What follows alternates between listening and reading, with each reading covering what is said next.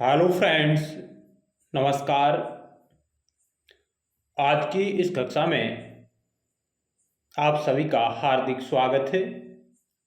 हम NCERT class 12 political science समकालीन विश्व में राजनीति उसका वन स्टॉप सॉल्यूशन देखने जा रहे हैं, जिसमें हम महत्वपूर्ण अभ्यास प्रश्नों को हल कर रहे थे। तो आइए उसी की दिशा में आगे बढ़ते हैं। पार्ट 1 में हमने कुछ सवालों के बारे में चर्चा की थी। आज हम और शेष सवालों के बारे में चर्चा करेंगे। अध्याय 1 शीत युद्ध का दौर था। उस टॉपिक से जुड़े हुए महत्वपूर्ण अभ्यास प्रश्न हम देख रहे थे, जो आगामी परीक्षाओं की दृष्टि से आपके लिए बेहद ही महत्वपूर्ण है। हमने प्रयास किया है कि प्रत्येक चैप्टर से जितने महत्वपूर्ण सवाल बन सकते हैं उनका समावेश करने की कोशिश की है। उसके साथ भी एक्स्ट्रा फैक्ट भी हमने समावेशित किए हैं ताकि आपका रिवीजन हो सके। तो आइए क्लास की शुरुआत करते हैं।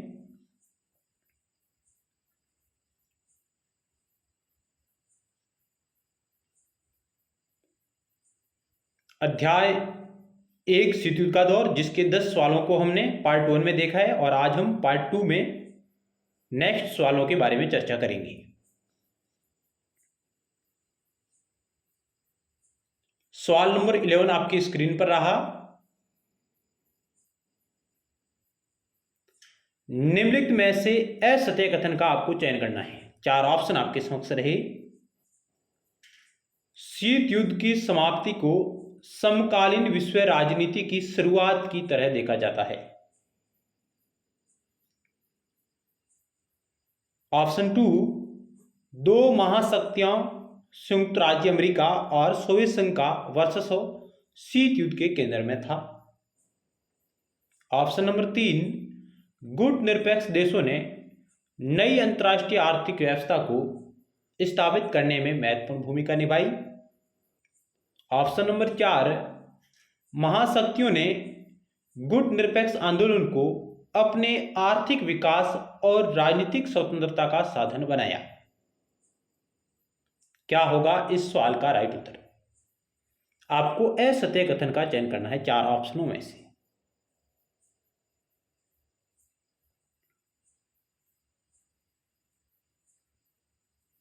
तो इस सवाल का राइट उत्तर होगा ऑप्शन नंबर 4, जो कि कथन असत्य है। महाशक्तियों ने गुट निरपेक्ष आंदोलन को अपने आर्थिक विकास का और राजनीतिक स्वतंत्रता का साधन बनाया। ये बात बिल्कुल गलत है। महाशक्तियों ने नहीं बनाया था, ये बनाया था 9 स्वतंत्र देशों ने, जो उस वक्त आजाद हुए थे। उन देशों ने, 9 स्वतंत्र देशों ने, विकासशील देशों ने गुट निरपेक्ष आंदोलन को अपने आर्थिक विकास और राजनीतिक स्वतंत्रता का साधन बनाया था, न कि महाशक्तियों ने। इस कारण ऑप्शन नंबर 4 गलत है। बाकी ऑप्शन 1 बिल्कुल सही है कि शीत युद्ध की समाप्ति को समकालीन विश्व राजनीति की शुरुआत की तरह देखा जाता है। दो महाशक्तियां संयुक्त राज्य अमेरिका और सोवियत संघ का वर्चस्व शीत युद्ध के केंद्र में था। यानी कि शीत युद्ध द्वितीय विश्व युद्ध की समाप्ति से लेकर, यानी 1945 से लेकर 1990 तक के दशक तक इन 2 महाशक्तियों के मध्य जारी रहा। गुट निरपेक्ष देशों ने नई अंतर्राष्ट्रीय आर्थिक व्यवस्था को स्थापित करने में महत्वपूर्ण भूमिका निभाई थी। ये बात भी बिल्कुल सही है। लेकिन महाशक्तियों ने नहीं, 9 स्वतंत्र देशों ने गुट निरपेक्ष आंदोलन को अपने आर्थिक विकास और राजनीतिक स्वतंत्रता का साधन बनाया था। तो ऑप्शन नंबर 4 आपका राइट होगा इस सवाल का राइट उत्तर।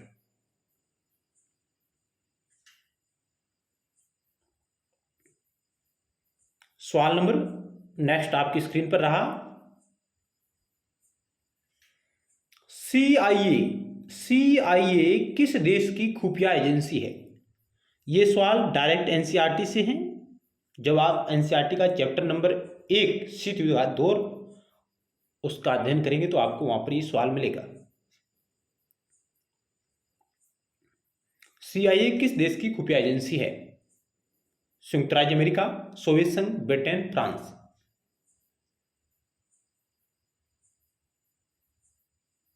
तो इस सवाल का राइट उत्तर होगा ऑप्शन 1 संयुक्त राज्य अमेरिका, यूएसए की ये खुफिया एजेंसी है CIA। और भारत की है रो है, IB है, CID है।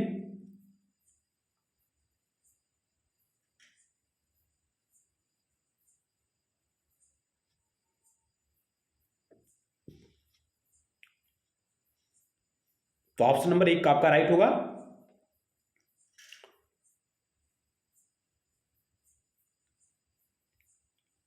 CIA यानी कि central intelligence agency, CIA America की खुफिया एजेंसी है। इसकी स्थापना 1947 में तत्कालीन राष्ट्रपति हेनरी ए ट्रूमैन ने की थी। किसने की थी? हेनरी ए ट्रूमैन ने। CIA 4 हिस्सों में बटी हुई है। इसका मुख्यालय वाशिंगटन के पास वर्जीनिया में है। किसका? CIA का। इसके अलावा FBI भी अमेरिका की खुफिया एजेंसी है। FBI federal bureau of investigation America की एक खुफिया एजेंसी है, CIA और FBI दोनों।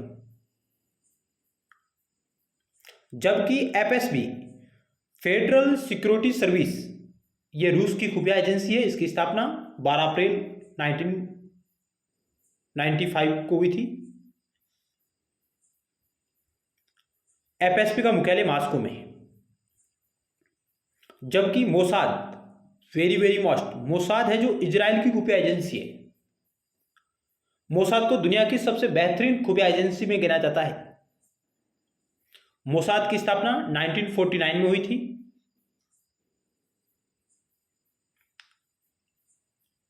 और नेक्स्ट है ISI inter service intelligence. ISI Pakistan की खुफिया एजेंसी है। तो भारत की खुफिया एजेंसी की बात करें तो रो है, रिसर्च एंड एनालिसिस विंग है रो, जिसकी स्थापना 1968 में हुई थी। इसका मुख्यालय नई दिल्ली में है। रो विदेशी मामलों, अपराधियों, आतंकियों के बारे में पूरी जानकारी रखती हैं। IB भी देश की सुरक्षा के लिए काम करती है। CID, CBI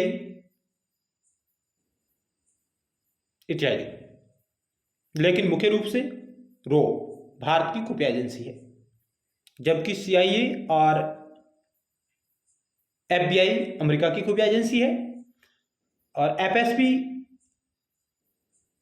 रूस की खुफिया एजेंसी है। और मोसाद है जो इजराइल की है। और ISI पाकिस्तान की है।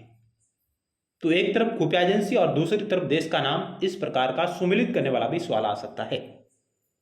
तो ये फैक्ट भी आपकी नजरों में होने चाहिए। आप अन्य और महत्वपूर्ण वीडियो सीरीज देखना चाहते हैं तो आप हमारे YouTube channel study with GK की प्लेलिस्ट पर विजिट कर सकते हैं, जहां आपको और अन्य महत्वपूर्ण वीडियो सीरीज उपलब्ध है, वहां पर आपको देखने को मिलेगी। यह प्रयास हमारा लगातार जारी रहेगा। नेक्स्ट सवाल 13 नंबर आपकी स्क्रीन पर रहा। निम्नलिखित में से गलत कथन का चयन करना है। 4 ऑप्शन आपके समक्ष है, इनमें से आपको गलत कथन का चयन करना है। क्यूबा मिसाइल संकट शीत युद्ध का चरम बिंदु था। शीत युद्ध सोवियत संघ और अमेरिका तथा उनके साथी देशों के बीच प्रतिद्वंदिता, तनाव और संघर्ष की एक श्रृंखला के रूप में जारी रहा। ऑप्शन नंबर 3 है शीत युद्ध सिर्फ जोर आजमाइश, सैनिक गठबंधन अथवा शक्ति संतुलन का मामला था। इसमें विचारधारा की कोई भूमिका नहीं थी। पूर्वी गठबंधन का अगुवा सोवियत संघ था। इसकी प्रतिद्वंदिता समाजवाद तथा साम्यवाद के लिए थी। क्या होगा इस सवाल का राइट उत्तर? यानी कि आपको गलत कथन का चयन करना है इन चारों में से।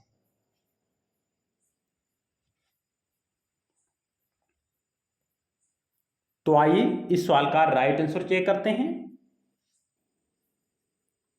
जो कि गलत है वो है ऑप्शन नंबर 3। शीत युद्ध सिर्फ जोर आजमाइश, सैनिक गठबंधन अथवा शक्ति संतुलन का मामला था। इसमें विचारधारा की कोई भूमिका नहीं थी। यह कथन गलत है, क्योंकि शीत युद्ध सिर्फ जोर आजमाइश, सैनिक गठबंधन अथवा शक्ति संतुलन का मामला नहीं था, इसमें विचारधारा की भी महत्वपूर्ण भूमिका थी। क्योंकि एक तरफ पश्चिमी गुट पूंजीवाद का पक्षधर था, दूसरी तरफ पूर्वी गुट साम्यवाद समाजवाद का पक्षधर था। यानी कि समाजवादी विचारधारा एक तरफ और दूसरी तरफ पूंजीवादी विचारधारा। एक तरफ आपकी अमेरिका महाशक्ति, दूसरी तरफ सोवियत संघ महाशक्ति के रूप में। दोनों अपने अपने विचारधारा को बढ़ाने की कोशिश कर रही थी। तो शीत युद्ध में विचारधारा की भी महत्वपूर्ण भूमिका थी,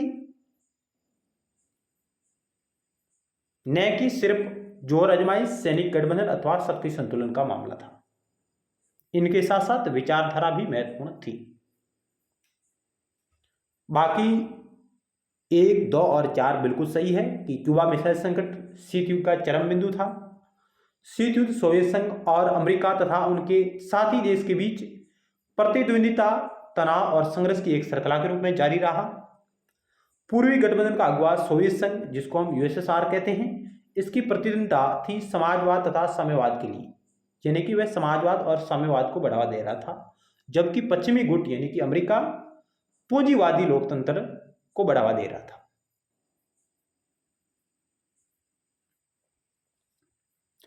अगला सवाल आपकी स्क्रीन पर रहा 14 नंबर।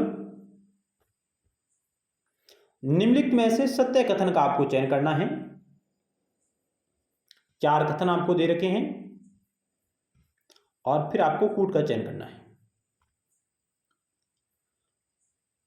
निम्नलिखित में से सत्य कथन का चयन करें।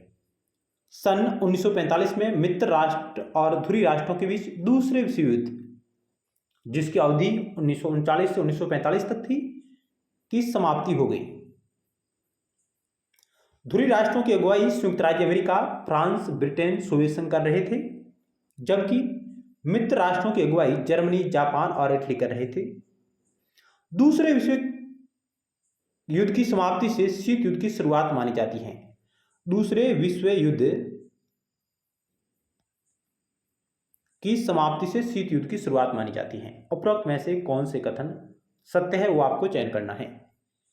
1, 2, 1, 3, 4, 1, 4, 1, 2, 3, 4।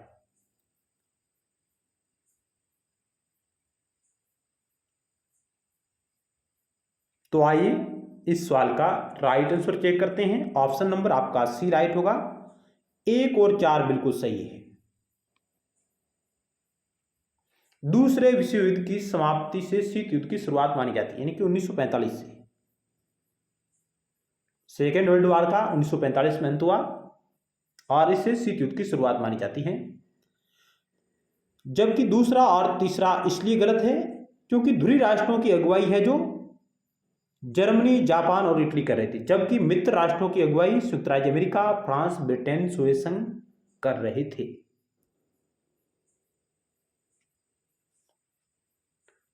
चलते हैं नेक्स्ट सवाल की ओर। एक महत्वपूर्ण फैक्ट है, अवरोध या रोक और संतुलन का तर्क क्या है। इसका मतलब यह है कि अगर कोई देश अपने शत्रु पर आक्रमण करके उसके परमाणु हथियारों को नाकाम करने की कोशिश करता है, तब भी दूसरे के पास उसे बर्बाद करने लायक हथियार बच जाएंगे। इसे अवरोध का तर्क कहा गया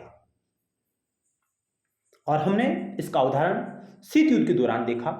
पारस्परिक अवरोध, एक तरफ अमेरिका और दूसरी तरफ सोवियत संघ, दोनों अपने अपने हथियारों को बढ़ाने की कोशिश कर रहे थे। दोनों जानते थे कि यदि हमने इसके ऊपर अटैक किया तो दूसरा देश हमारे ऊपर अटैक कर देगा, यानी कि पारस्परिक संतुलन की स्थिति बनी हुई थी। इसलिए वास्तविक युद्ध नहीं हो सका, केवल विचारधारा, हथियारों को इकट्ठा करना और शब्दों के माध्यम से संघर्ष के रूप में युद्ध जारी रहा। रक्त रंजित के रूप में युद्ध अपना रूप नहीं ले सका। आगे चलते हैं। नेक्स्ट सवाल आपकी स्क्रीन पर रहा, सोवियत संघ द्वारा बर्लिन की नाकेबंदी कब की गई? 1948, 1950, 1952, 1956। शीत युद्ध के दौर में सोवियत संघ के द्वारा बर्लिन की नाकेबंदी कब की गई थी? तो ऑप्शन आपका ए राइट होगा, 1948 और 1949 की अवधि में सोवियत संघ के द्वारा बर्लिन की नाकेबंदी की गई थी। सोवियत संघ के द्वारा बर्लिन की घेराबंदी यानी नाकेबंदी 1948-1949 में की गई थी। अमेरिका और उसके साथी देशों ने जब पश्चिमी बर्लिन के नागरिकों को जो आपूर्ति भेजी थी, उन्हें जो सहायता दी थी, उसे सोवियत संघ ने अपने विमानों से उठा लिया था घेराबंदी के द्वारा। अगला सवाल है, हिरोशिमा और नागासाकी पर परमाणु बम का प्रयोग कब किया गया था? 1943, 1944, 1945, 1946। तो ऑप्शन आपका सी राइट होगा, 1945 में हिरोशिमा पर 6 अगस्त को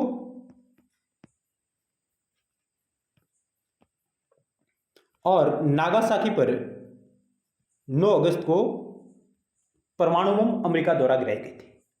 इनका कोड नेम था लिटिल बॉय और फैट मैन।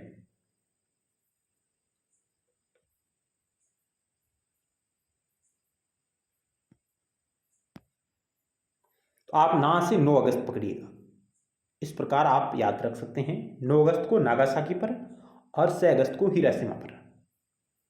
जापान के 2 शहर थे, हिरोशिमा और नागासाकी, जहां पर अमेरिका द्वारा परमाणु बमों की बौछार की गई थी और इनसे शीत युद्ध का अंत माना जाता है। तो ऑप्शन सी राइट होगा। अगला सवाल है, मार्शल योजना क्या था? मार्शल योजना क्या थी? ऑप्शन ए, पश्चिमी यूरोप के पुनर्निर्माण हेतु अमेरिकी सहायता, सोवियत संघ पर आर्थिक प्रतिबंध, अमेरिका में आतंकवादियों के समाप्ति के लिए योजना, साम्यवादी शासन के विस्तार के लिए योजना। मार्शल योजना क्या थी?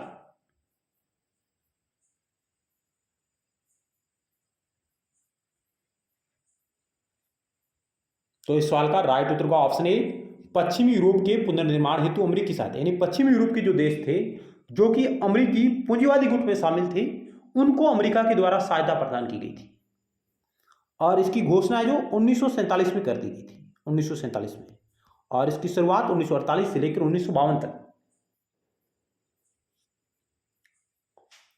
इस मार्शल योजना के तहत पश्चिम यूरोप के देशों को आर्थिक सहायता प्रदान की गई थी। तो ऑप्शन आपका ए राइट होगा।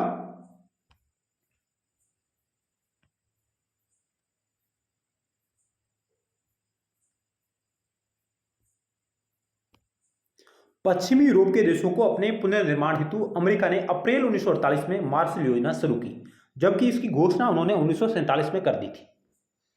यह 1952 तक जारी रही। मार्शल प्लान आधिकारिक तौर पर यूरोपीय रिकवरी प्रोग्राम ईआरपी का हिस्सा था। पश्चिम यूरोप की सहायता के लिए 1948 में पारित एक अमेरिकी पहल थी, जिसमें संयुक्त राज्य अमेरिका ने कई बिलियन डॉलर आर्थिक सहयोग है जो पश्चिमी यूरोप के देशों को दिया। द्वितीय विश्व युद्ध की समाप्ति के बाद पश्चिम यूरोप अर्थव्यवस्थाओं के पुनर्निर्माण में मदद करने के लिए सहायता दी गई थी। इसकी घोषणा 1947 में की गई थी।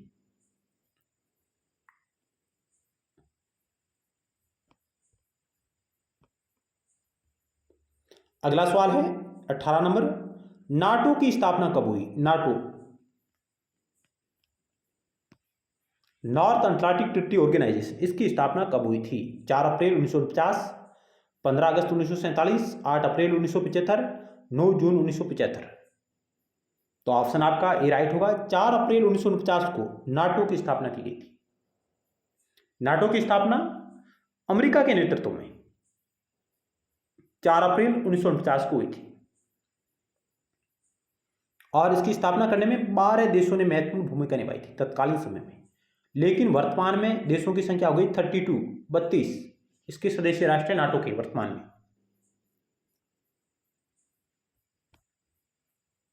तो ऑप्शन ए राइट होगा।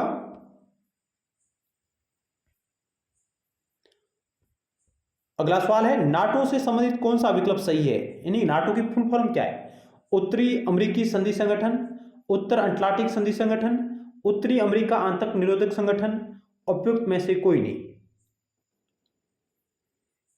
तो इसका फुल फॉर्म है, पूरा नाम है उत्तर अटलांटिक संधि संगठन, यानी कि North Atlantic Treaty Organisation. English में कहते हैं North Atlantic Treaty Organisation. Option B right हो। अगला सवाल है, नाटो के स्थापना का मुख्य उद्देश्य क्या था? नाटो की स्थापना का मुख्य उद्देश्य क्या था? शीत युद्ध के प्रभाव को कम करना, अमेरिका में आंतरिक सुरक्षा को मजबूत करना, पश्चिमी यूरोप में सोवियत प्रभाव के विस्तार को रोकना, दुनिया को युद्ध की विभीषिका से बचाना। तो इस सवाल का राइट उत्तर होगा ऑप्शन नंबर सी, पश्चिमी यूरोप में सोवियत प्रभाव के विस्तार को रोकने के लिए नाटो की स्थापना हुई थी। दुनिया को युद्ध की विभीषिका से बचाना, यह है जो उद्देश्य था आपका यूएनओ का।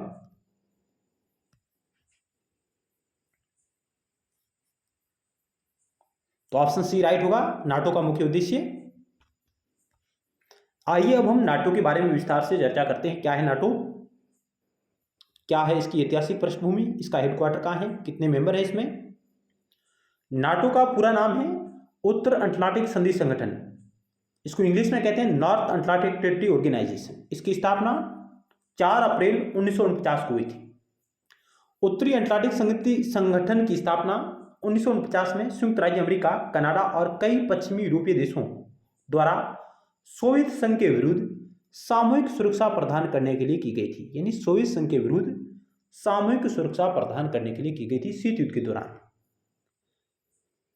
4 अप्रैल 1949 में उत्तरी अटलांटिक संधि पर हस्ताक्षर हुआ था।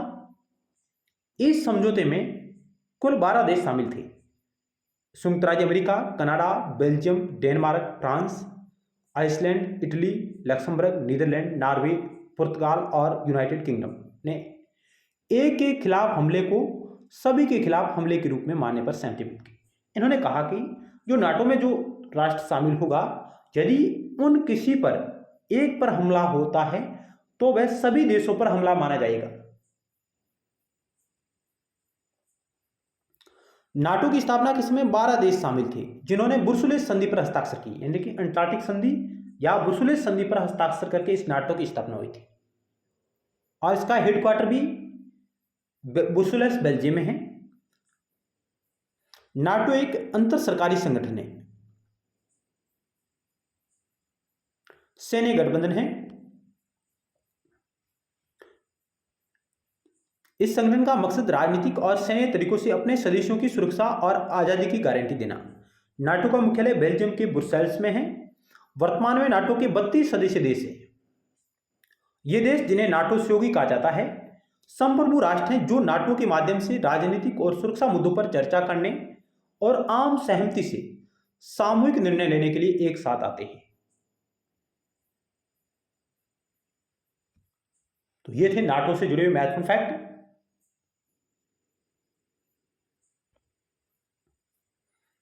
यानी कि नाटो की स्थापना अमेरिका के नेतृत्व में पश्चिमी गठबंधन के रूप में पूंजीवादी उदारवादी लोकतंत्र को बढ़ावा देने के लिए तथा पश्चिमी क्षेत्रों में, पश्चिमी यूरोप में सोवियत संघ का मुकाबला करने के लिए, सोवियत संघ के विस्तार को रोकने के लिए ये देश एकत्रित हुए थे। और सोवियत संघ ने, यूएसएसआर ने नाटो के खिलाफ वार्सा पैक्ट की स्थापना की थी 1955 में, 1955 में।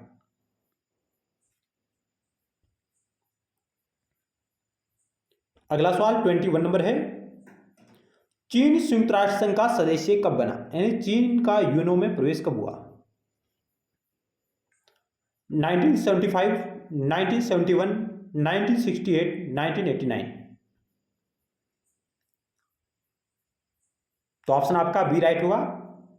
1971 में चीन है जो संयुक्त राष्ट्र संघ का सदस्य बना, मेंबर बना।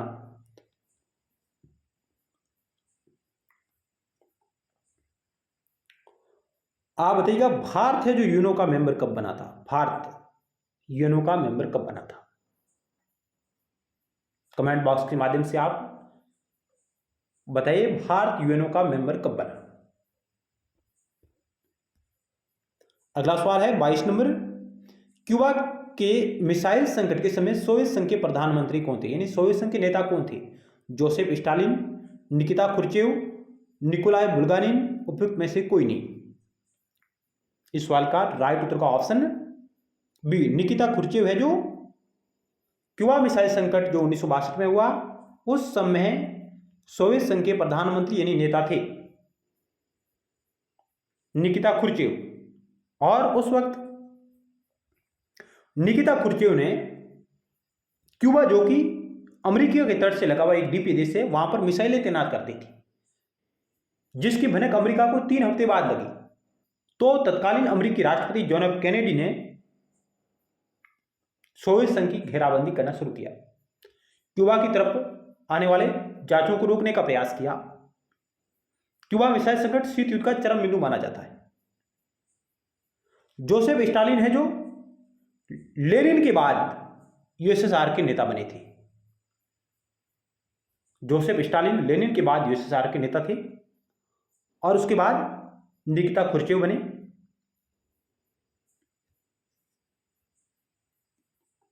तो ऑप्शन बी इस सवाल का राइट उत्तर होगा। अगला सवाल, शीत युद्ध के दौरान किस देश के प्रभुत्व से एक ध्रुवीयता कायम हुई? रूसी संघ, चीन, फ्रांस, अमेरिका। तो ऑप्शन आपका डी राइट होगा। शीत युद्ध के दौरान अमेरिका के प्रभुत्व से एक ध्रुवीयता कायम हुई, ऑप्शन डी राइट होगा। अगला सवाल 24 नंबर है, संयुक्त राष्ट्र संघ के स्थापना से संबंधित निम्नलिखित में से कौन सा विकल्प सही है, वो आपको चयन करना है। अंतर्राष्ट्रीय जगत में शांति, सुरक्षा एवं सहयोग के संयुक्त राष्ट्र का गठन हुआ। आने वाली पीढ़ी को युद्ध की विभीषिका से बचाना, राष्ट्रों की संप्रभुता की रक्षा करना, उपयुक्त सभी। इस सवाल का ऑप्शन डी राइट होगा, उपयुक्त सभी। ये सभी संयुक्त राष्ट्र की स्थापना के उद्देश्य थे। अंतर्राष्ट्रीय जगत में शांति, सुरक्षा और सहयोग को बढ़ावा देना, आने वाली पीढ़ी को युद्ध की विभीषिका से बचाना, राष्ट्रों की संप्रभुता की रक्षा करना, इत्यादि इत्यादि। ऑप्शन डी आपका राइट होगा। अगला सवाल है 25 नंबर, आपकी स्क्रीन पर रहा। गुट निरपेक्षता की नीति किस महादेश के मूल्य के लोगों के नव जागरण का परिणाम था? ऑस्ट्रेलियाई महादेश, एशियाई महादेश, अमेरिकी महादेश, यूरोपीय महादेश। तो ऑप्शन आपका बी राइट होगा, एशियाई महादेश के मूल्य के लोगों के नवजागरण का परिणाम था। गुट निरपेक्ष आंदोलन की नींव पांडुंग सम्मेलन 1955 में पड़ी। गुट निरपेक्ष आंदोलन का पहला शिखर सम्मेलन 1961 में बेलग्रेड में हुआ।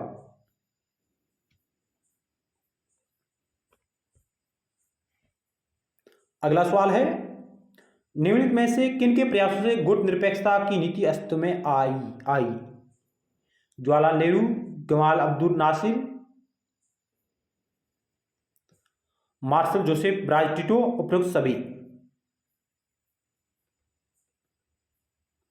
तो ऑप्शन डी राइट होगा, उपयुक्त सभी। जवाहरलाल नेहरू भारत से, गमाल अब्दुल नासिर मिस्र से, जोसेफ ब्राज टिटो यूगोस्लाविया से, और घाना के वाने एनुकर्मा और इंडोनेशिया के कर्नल सुकर्नो, इनके प्रयासों से ये संस्थापक राष्ट्र कहलाते हैं गुट निरपेक्ष आंदोलन के। तो ऑप्शन डी इस सवाल का राइट उत्तर होगा। अगला सवाल 27 नंबर आपकी स्क्रीन पर है। नेहरू, नासिर एवं टिटो के द्वारा बताए गए गुट निरपेक्षता के आधार पर निम्नलिखित में से कौन सा सही है, वो आपको चयन करना है। राष्ट्र द्वारा एक स्वतंत्र नीति पर चलना, यानी कि गुट निरपेक्ष राष्ट्रों के द्वारा एक स्वतंत्र नीति पर चलना, स्वदेशी राष्ट्रों द्वारा उपनिवेशवाद का विरोध करना, स्वदेशी राष्ट्र द्वारा किसी सैनिक गुट से अलग रहना, उपयुक्त सभी। यानी कि ये तीनों विशेषताएं गुट निरपेक्ष आंदोलन से जुड़ी हुई है। यानी कि गुट निरपेक्ष आंदोलन के जो राष्ट्र थे वे एक स्वतंत्र विदेश नीति पर चलना चाहते थे, किसी भी गुट में शामिल हुए बिना। उन्होंने उपनिवेशवाद का विरोध किया और किसी भी सैनिक गुट से वे अलग रहे। तो ये तीनों विशेषताएं है जो ऑप्शन डी राइट होगा, उपयुक्त सभी। क्यूबा मिसाइल संकट के समय अमेरिका के राष्ट्रपति कौन थे? तो हमने बात की थी, जॉन एफ कैनेडी थे। ऑप्शन ए राइट होगा।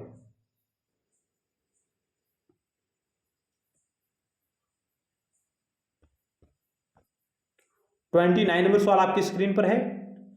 निम्नलिखित में से सत्य कथन का आपको चयन करना है और फिर आपको सही कूट का चयन करना है। पूर्वी गठबंधन को वारसा संधि के नाम से जाना जाता है। पूर्वी गठबंधन की अगुवाई सोवियत संघ ने की थी। पूर्वी गठबंधन वारसा पैक्ट की स्थापना 1955 में हुई। वारसा संधि की स्थापना नाटो में शामिल देशों का यूरोप में मुकाबला करने के लिए हुई थी।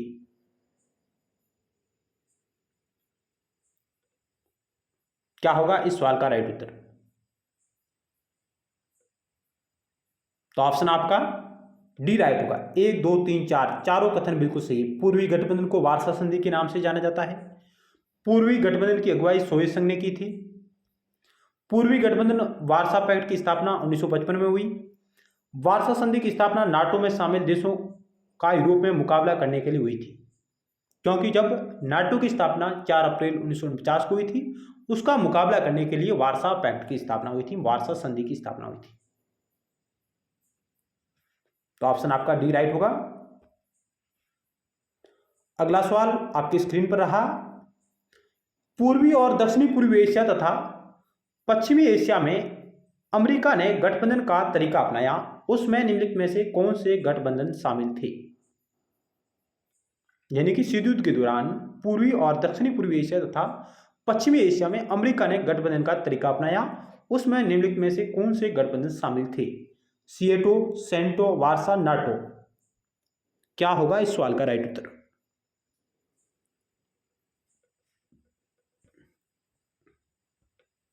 तो ऑप्शन आपका ए राइट होगा, यानी कि 1 और 2। सीएटो और सेंटो है जो ये है जो पूर्वी और दक्षिणी पूर्वी एशिया तथा पश्चिमी एशिया में अमेरिका ने गठबंधन का तरीका अपनाया और इनकी स्थापना में योगदान दिया, सीएटो और सेंटो। हालांकि वारसा पैक्ट यूएसएसआर से है, सोवियत संघ से जुड़ा हुआ है, पूर्वी गठबंधन है, जबकि नाटो पश्चिमी गठबंधन अमेरिका के नेतृत्व में था। लेकिन पूर्वी और दक्षिणी पूर्वी एशिया तथा पश्चिमी एशिया में सीएटो और सेंटो की स्थापना की गई थी। तो ऑप्शन आपका ये राइट होगा। आइए इनके बारे में और क्या जानकारी है। सीएटो, जिसका पूरा नाम है South East Asian Treaty Organisation, दक्षिणी पूर्वी एशिया संधि संगठन, दक्षिणी पूर्वी एशिया में सामूहिक रक्षा के लिए एक अंतर्राष्ट्रीय संगठन था। कौन? सीएटो, जिसे सितंबर 1954 में मनीला फिलीपींस में हस्ताक्षरित दक्षिणी पूर्वी एशियाई सामूहिक रक्षा संधि द्वारा बनाया गया था। मुख्य रूप से दक्षिणी पूर्वी एशिया में कम्युनिस्टों की बढ़ती बढ़त को रोकने के लिए, यानी कि यूएसएसआर के प्रभाव को रोकने के लिए इस संगठन की स्थापना की गई थी दक्षिणी पूर्वी एशिया में। किसकी? सीएटो। कब हुई? सितंबर 1954 में, और तारीख है 8 सितंबर 1954 को। इस प्रकार के संगठन का आपको कालक्रम दिया जा सकता है। एक तरफ नाटो, वारसा, सीएटो, सेंटो, इनको कालक्रम में व्यवस्थित कीजिए, तो आपको इनकी स्थापना का भी ध्यान रखना है। तो सीएटो की स्थापना 8 सितंबर 1954 को, जबकि सेंटो की स्थापना हुई थी 24 फरवरी 1955 को, और इन दोनों के बाद में वारसा की स्थापना हुई थी 1955 में। केंद्रीय संधि संगठन सेंटो, जिसका फुल फॉर्म है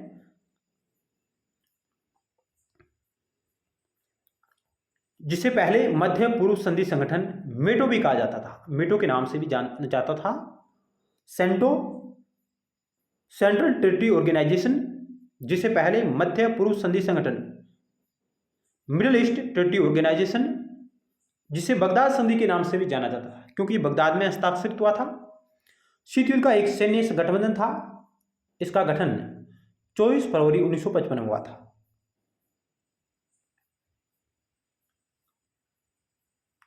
तो दक्षिण पूर्वी एशिया के लिए सीएटो और पूर्वी एशिया के लिए, मध्य पूर्वी एशिया के लिए सेंटो की स्थापना की गई थी शीत युद्ध के दौरान, ताकि यूएसएसआर के प्रभाव को रोका जा सके, साम्यवाद के प्रभाव को रोका जा सके।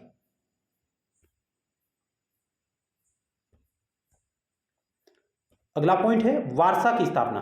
इसकी स्थापना 14 मई 1955 को हुई थी। तो इन 4 संगठनों को, इनका नाम और एक तरफ इनकी स्थापना या इनको कालक्रम में व्यवस्थित करना, इस प्रकार का सवाल आ सकता है। तो नाटो की स्थापना 4 अप्रैल 49 को। उसके बाद में सीएटो की स्थापना, सीएटो की स्थापना हमने देखी 8 सितंबर 1954 को। फिर सेंटो की स्थापना 24 फरवरी 1955 और फिर वार्सा की स्थापना 14 मई 1955। तो पहले आएगा नाटो, उसके बाद आएगा सीएटो, फिर सेंटो, फिर वार्सा।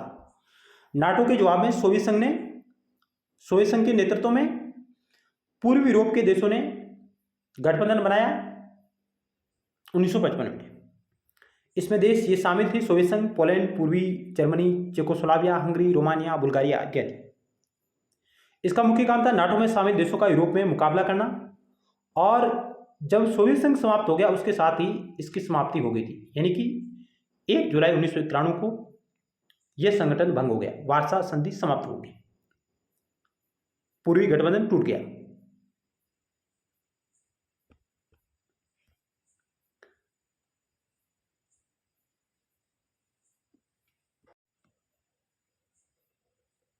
नेक्स्ट सवालों के बारे में हम नेक्स्ट पार्ट में चर्चा करेंगे। तब तक के लिए धन्यवाद।